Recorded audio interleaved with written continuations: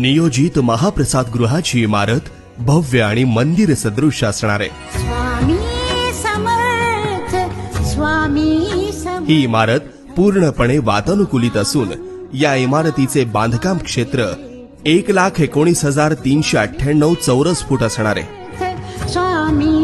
इमारतीच्या टेरेसवर श्री स्वामी समर्थांची 51 फुटाची सुंदर रेखीव आणि भव्य मूर्ती सर्वांचे लक्ष वेधून घेईल।